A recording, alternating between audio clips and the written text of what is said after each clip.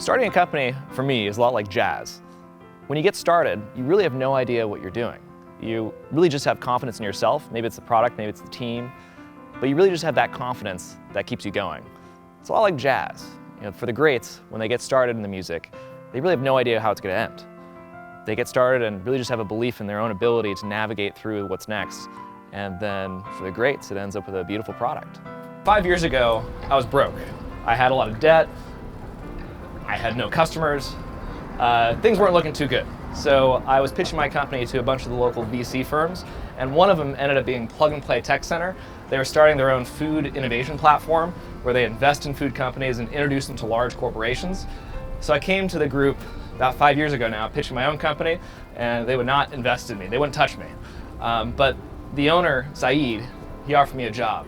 And at that point in time, I really needed it. So that's what led me to work at Plug and Play Tech Center, which also happens to own this building right here, 165 University Avenue, which was the first office for Google outside of their home garage.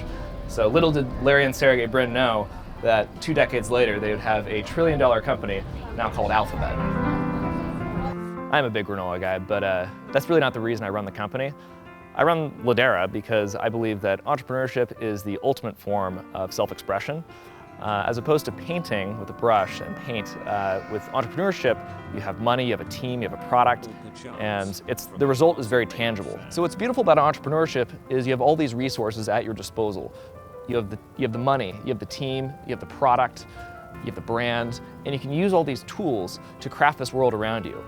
And what's so satisfying about this is that the results are very tangible, and you can create this world that is the world that you want to live in, that fits your values and what you think is best. What's best for yourself, what's best for your customers, what's best for your team, what's the best culture. And all these ideas are so real. They have an impact, in my case, on hundreds of thousands of people. So it's very meaningful to me, and that's what's satisfying about entrepreneurship.